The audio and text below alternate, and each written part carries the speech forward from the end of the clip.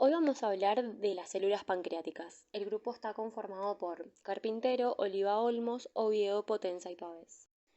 El páncreas es una glándula digestiva accesoria alargada que se sitúa retroperitonealmente y se encuentra posterior al estómago entre el duodeno y el vaso. Produce dos tipos de secreciones, exocrina liberando jugo pancreático en el duodeno a través de los conductos pancreáticos principales y accesorios, y el endocrino liberando glucagón, insulina, amilina, somatostatina, polipéptido pancreático que pasa a la sangre. Se conforma de dos grandes tipos de tejidos, los acinos, que secretan jugos digestivos al duodeno, y los islotes de Langerhans, que secretan insulina y glucagón de forma directa a la sangre. Dentro de ellos encontramos diferentes tipos de células. Las alfas, que representan el 25% del volumen del islote y se distribuyen de forma periférica, sintetizan y liberan glucagón. La beta representa el 60% de las células y producen y liberan insulina. Las células delta representan el 10% de las células, producen somatostatina y por último las células epsilon, o también llamadas células PP, producen polipéptido pancreático. Insulina. La insulina es una hormona que principalmente actúa para regularizar los niveles de glucosa en sangre. Podemos definirla como un péptido de 51 aminoácidos que se forma a partir de la preinsulina de 84 aminoácidos. Tras la separación de una cadena peptídica conocida como péptido C. La insulina está formada por dos cadenas peptídicas, A y B, unidas por puentes disulfuros. En los islotes se acumula como gránulos de preinsulina y luego se acortan para dar insulina. Dicha insulina es liberada a la sangre por medio de la exocitosis. También podemos hablar de algunos efectos que genera la insulina, ya sea como el estímulo para su liberación, que va a generar un aumento de concentración de glucosa en sangre, denominada glucemia. Además, podemos agregar la presencia de glucagón.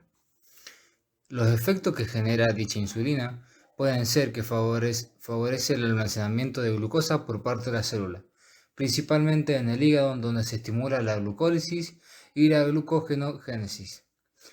Este mecanismo permite el aporte adecuado de glucosa a los tejidos glucodependientes, como el cerebro, es decir, su efecto neto es hipoglucemiante. También podemos agregar que estimula la lipogénesis, favoreciendo el depósito de triglicéridos. Es anabólica, aumentando la síntesis proteica, ya que favorece la entrada de aminoácidos a la célula y acelera la formación de ARN. También potencia el efecto de otras hormonas, principalmente la hormona del crecimiento. Al hablar de patologías relacionadas a la insulina, podemos denominar a la diabetes. Dicha diabetes se puede clasificar como diabetes tipo 1, la cual afecta principalmente a los jóvenes y en la cual se caracteriza por la falta de insulina. Diabetes tipo 2, la cual afecta principalmente a adultos y adultos mayores, en la cual la insulina tiene una deficiencia de calidad, por lo cual no puede llegar a completar su efecto. Los síntomas de la diabetes podemos denominarlos en hiperglucemia, que es un aumento de la concentración de la glucemia, polidipsia, que es el aumento de la ingesta de agua, sensación de sed constante, polifagia, un aumento de la ingesta de alimentos con aumento del apetito, poliuria, el aumento de la diuresis, pérdida de peso constante y la fatiga. A su vez, puede traer complicaciones, porque la diabetes es una enfermedad del tipo neurovascular que afecta progresivamente la irrigación de órganos, como por ejemplo principalmente los riñones, produciendo en algunos casos retinopatía, nefropatía y lesiones en las extremidades como pie del diabético, etc. Ahora voy a hablarles del glucagón. Es un polipéptido de 29 aminoácidos producidos por las células alfa. Las células alfa se producen en los islotes pancreáticos. A partir del proglucagón, al igual que la insulina, se almacenan en gránulos y se eliminan por exocitosis.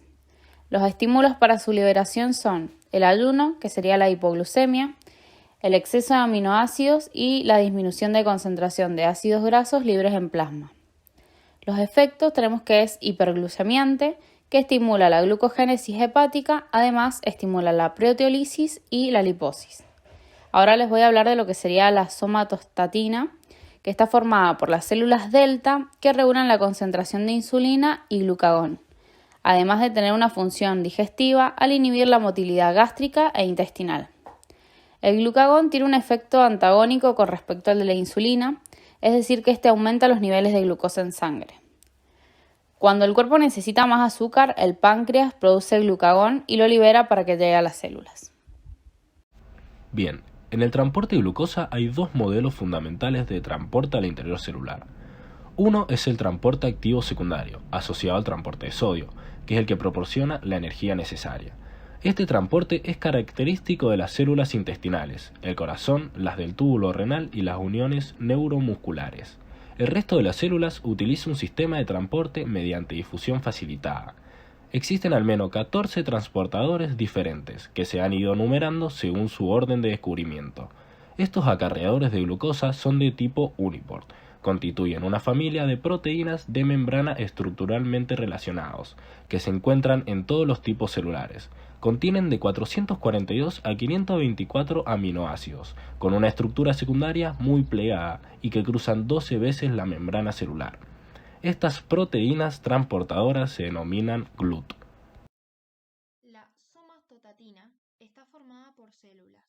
Regula la concentración de insulina y glucagón, además de tener una función digestiva al inhibir la motilidad gástrica e intestinal. Braceus y Coles, a partir de extractos hipotalámicos de oveja, aislaron y secuenciaron una molécula que llamaron somatostatina, porque tenía la propiedad de inhibir la secreción de la hormona de crecimiento. La molécula purificada estaba formada por 14 aminoácidos con una estructura cíclica por la unión intramolecular de dos residuos de cisteína.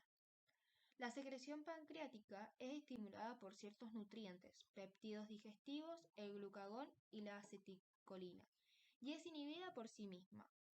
En el hipotálamo, inhibe principalmente la secreción de crecimiento y tiroides. En el páncreas, inhibe la secreción de insulina, glucagón y polipéptido pancreático por una acción paracrina. Además tiene efectos sobre el páncreas exocrino, ya que disminuye la secreción de bicarbonato y enzimas digestivas. La gastrina y la disminución del pH gástrico son potentes estimuladores de la secreción. La somatostatina disminuye también la motilidad de flujo sanguíneo gastrointestinal, lo que explica su efecto beneficioso en el tratamiento de las hemorragias digestivas. En el sistema nervioso central, sus acciones son un poco conocidas, pero se ha demostrado la existencia de receptores en el cerebro y en la médula espinal. Por último, les hablaré del polipéptido amiloide de los islotes, que habla de la amilina. En la imagen veremos la estructura química de esta amilina, que es un péptido de 37 aminoácidos, y este gen está ubicado en el brazo corto del cromosoma 12, que constituye el principal componente de los depósitos de amiloide detectados de los islotes pancreáticos de pacientes con DM tipo 2. Son pacientes con diabetes tipo 2 menos intensa que la diabetes tipo 1.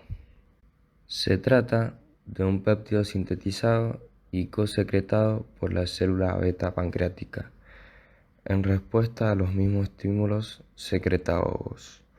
Un secretagogo es una sustancia que hace que otra sustancia sea liberada o secretada.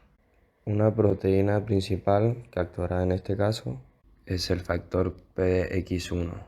Son siglas que vienen del inglés y en español serían homebox, pancreática y duodenal, que es una proteína expresada selectivamente en células del páncreas y el duodeno, que es esencial para la diferenciación del páncreas y para la regulación de la transcripción de los genes de insulina y de la amilina. La amilina es cosecretada con la insulina en condiciones basales y en respuesta a los mismos estímulos secretagogos. Ahora le hablaré de las acciones biológicas de la amilina, que es la inhibición de la secreción del glucagón, el estímulo sobre el eje renina-angiotensina, también el retraso del vaciamiento gástrico y la inhibición sobre los centros hipotalámicos reguladores del apetito. Sus niveles plasmáticos aumentan en respuesta al estímulo nutricional y por último es inhibida por la somatostatina y la insulina. En conclusión, el organismo debe mantener la glucemia dentro de límites estrechos, que ronda entre 70 y 110 miligramos decilitros, que estos niveles son donde el organismo actuaría correctamente. Ya a niveles inferiores pueden llevar a alteraciones en la función del sistema nervioso, mientras que niveles superiores predisponen a la glucosilación de las proteínas. El microórgano capaz de regular los niveles de glucemia es el hístole de Langerhans del páncreas a través de la secreción de insulina, glucagón y somatostatina. Las células del hístole, productoras de estas hormonas, no responden de forma independiente, sino coordinada, funcionando como una verdadera unidad acoplada. De esa manera, dirigen el flujo de nutrientes de forma tal que durante los periodos de sobrecarga se almacena energía y por otra parte se movilizan de los dispositivos cuando son necesarios.